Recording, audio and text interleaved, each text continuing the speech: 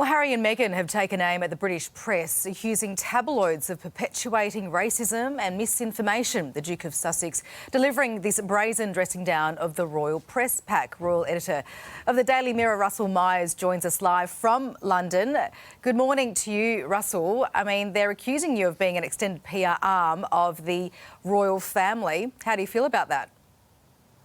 Well, good morning. Well, I'm not too sure what to believe because in one sense, Prince Harry is saying we are an extended PR arm of the royal family doing their bidding at their choosing. And at the other side, he's saying that we're so dastardly and awful that, we forced him to leave the royal family. I wish he could make up his mind because I don't think he knows half the time. They obviously really go into the whole press pack there, Russell. But what did you make of these first 3 episodes?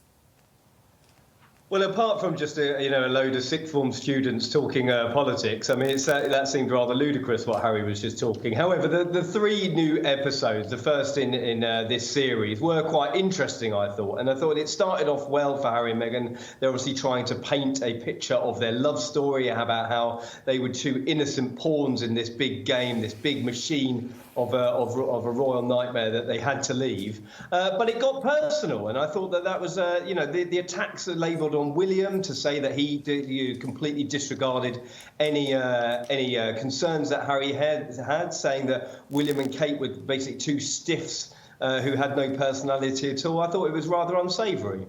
We have seen some mixed reactions this morning following the first 3 episodes. We're going to see more, obviously. In the UK there, how has it been received so far?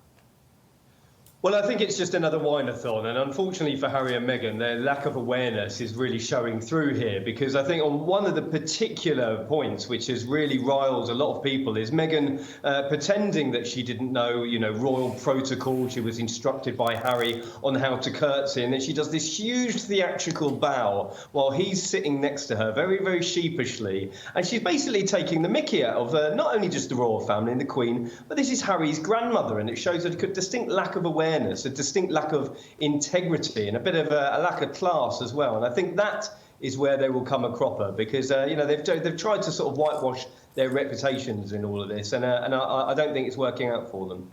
Well, the whole idea, though, Russell, for them to move away from the UK is to avoid this kind of press, this kind of criticism. I mean, do you think it is fair? I know they keep coming out in the public. Do you think it is fair that they are still being targeted and criticised for what they are doing? Because there are other people out there who would potentially support them, and it is a sad situation all round. Well, of course. I mean, you're totally right. It is it's a really sad situation. And the people I've spoken to close to the King and the Prince of Wales have said they're both absolutely bereft at this situation. But, you can bet your bottom dollar there's no way back for Harry and Meghan. And on that point of the fact that, they're being targeted, well, they have just, instead of sloping away into the background and taking their money, which they had, they've just turned their family over for over $100 million in order to invite the Netflix cameras into their home, give them all the home movies, all the pictures that we thought were sacrosanct and private. And, it's purely for money. So they can't sit back and complain when people are now, dissecting what they've put out to millions and millions of people. Yeah, indeed. You speak about those videos, and we're seeing them on our screens right now, but we've seen very intimate personal moments, particularly of their children. But these first 3 episodes, it is pretty much what we've heard before, isn't it, Russell? Are we going to expect bombshells in the next drop? Well, it'll be interesting because I imagine that they just, this was a bit sweetness and light, although there have been a few personal references towards members of the royal family. But they've opened up the family album, they've opened up all the videos. I think that genie is well and truly out of the bottle now, which, puts them on a bit of a sticky wicket. But I would assume the next 3 episodes are going to be pretty punchy because they've roped us all in now, they've got us all hooked, and then the next one is going to be potentially the knockout blow. But you can bet that all the royal family and their aides are going to be glued to this series, just like the rest of us. There were some punches thrown towards you guys, though, that's for sure, in these first 3 episodes. Russell Myers, always good to chat to you. Thanks so much. ITV News royal editor Chris Shipp, he joins us now. Chris, you made the final cut. I think I've definitely put on some weight since that 4 years ago. That's what the royal family does to you. That's COVID, mate. It's all COVID. That's We all right. do the same. Look, Harry and Meghan, Chris, have been slammed. They have slammed, I should say, the royal press, calling it an extended PR arm of the royal family. So what is your response to that? Look, I think there were two key accusations from Harry and Meghan. Don't forget, we had a 3-hour programme over 3 episodes here. One was about the press intrusion and the other was about this issue of race. And yes, you're right to say that Harry thinks that if you're a royal correspondent, you're essentially a PR arm of the royal family. Clearly, I'm going to dispute that. And I don't think the royal family wanted us to run stories about Prince Andrew, for example, and we did. That's not being a PR arm of the royal family. But it comes back to this point that Harry's made again and again, which is his dislike, you might even say hatred of the press, particularly the tabloid press and the paparazzi. And there's that kind of intrusion, although we should point out he did allow his kids to be filmed. He did allow cameras to be in a car while they were travelling along. But it's that kind of intrusion that they blame for leaving the royal family. Chris, just to sort of flip the narrative a little bit here, I'm not saying that what Harry's saying is accurate about you guys at all, because I think you guys do a terrific job analysing and, as you say, holding the royals' feet to the fire there. But is what we're hearing from him when he says something like that about the press pack and correspondence, is that what the internal thoughts are from behind the palace gates? Is that what they think of you? I think that's Harry's view. I mean, there is quite a controlled press pack. We have something called the royal rota here, which essentially means that you get one correspondent, one camera, one TV correspondent that's allowed into an event, like the King today. He was out and about in London. And then we share all that information, not just with the UK broadcasters, but you guys in Australia get it as well. Yeah. Otherwise, you end up with 16 million cameras at an event and no one gets anything at all. That's the system that we've got, quite controlled, yes, but one that Harry clearly doesn't like at all. What I found quite interesting, just seeing a clip of Diana's controversial Panorama interview, and that, of course, we heard earlier in the year that Prince William wished for that interview never to be aired again. What do you make of that? I think it's a valid point. I mean, yes, we heard William say in that very, very strong statement against the BBC, against Martin Bashir, the guy who did that. And we all now know, and as Harry said in the Netflix documentary, that his mother was deceived into giving that interview. And yet it's there, front and centre in that Netflix documentary. I don't think that's going to go down with William at all well.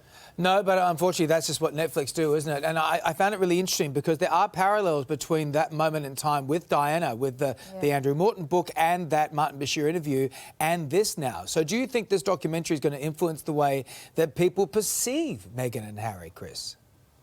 Look, I mean, I don't think this documentary is going to add very much to the whole debate about Meghan and Harry. There's one thing we can probably all agree on about Meghan and Harry is they are divisive. And you either support what they do, you think that they were treated very badly, they are the victims here, or you think that Harry and Meghan are, you know, wallowing in victimhood and are complaining about things that they don't really have a right to complain about. Look, I mean, I think a lot of this will depend on your view of the UK, on your race, perhaps, on your diversity, where your heritage is. I mean, the whole debate, when you think about this 3-hour programme, they looked at the whole issue of Britain and its colonial past and the riches that Britain got from slavery, etc. Harry and Meghan never made those points themselves, but the contributors in the programme did, and that's presumably done with their approval. Yeah, true. Well, it's some information that we already kind of knew. The narrative was continuing on, just probably fleshed out a bit more in those first 3 episodes.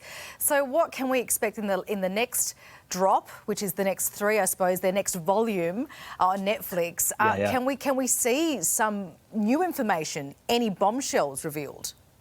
Look, I think, you know, it's looking back at what we got today, I think the royal family got off quite lightly. Yes, Harry said that, you know, his family's guilty of unconscious bias. There's an issue with race in the UK. But I think generally, I think it could have been a lot worse for the royal family today. Right. But as you point out, we're only halfway through. 3 more episodes to come next week. And Meghan's already said in the trailer for those 3 episodes that this was the family and the family firm kind of at war. And she's setting us up there for some very explosive episodes to come. Stand by next week. We'll be having this conversation again. And, of course, your agents have been contacted by Hollywood, Chris, and you'll be in those 3 episodes as well. and then your career's off and running.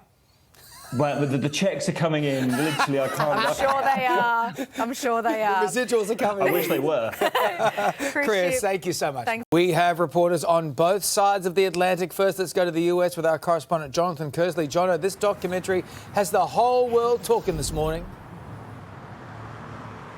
It does, and that's what Netflix would have wanted, isn't it? It has certainly been a feature and a topic of discussion on breakfast television here in the United States and in the press. This was a couple, though, that had come to the United States asking for privacy.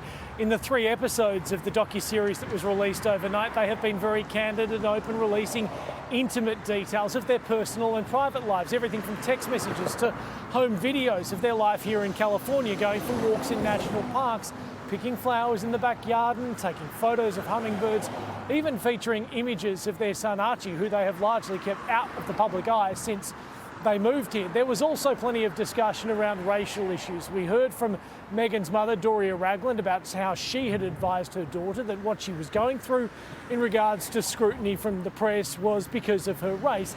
And it was the press that was the focus of much of the anger from Meghan and Harry, certainly in the first 3 episodes that were released overnight. There are still 3 more instalments to go. No dirty laundry yet. So it's a case of watch this space. There'll be eyes watching here when those final 3 episodes are released next week. But you'd imagine there'd be plenty of eyes watching across the Atlantic too, particularly at the Palace. Yeah, I have to update the Netflix account for sure. Thanks for that, Jono. Let's go to 9 Europe correspondent Carrie Anne Greenbank in London. Carrie, have the royals responded? Good morning, Tracy. Well, there's been a bit of confusion, a bit of controversy around whether the royal family was actually asked for comment about this series. Netflix says that it was, in particular saying that King Charles and Prince William were asked. Buckingham Palace says that wasn't the case, and regardless, they won't be commenting anyway. King Charles attended to his royal engagements as per usual today, definitely avoiding questions from some journalists. He was attending a church and a community centre when he was asked what he thought of the series. He was asked whether he had spoken to Prince Harry, both of which he didn't answer. But as for the public response, well, there's been mixed responses. This headline from one of the papers reading, "Stop this betrayal of our beloved Queen," was actually released before the series was even made public on Netflix. So some strong opinions getting around today, Tracy. Absolutely. Carrie Anne, thank you. G'day Today Show viewers. Thanks for watching YouTube. Our YouTube channel is fantastic. Subscribe now for brand new videos every day and exclusive bonus clips. Come on, you know you want to.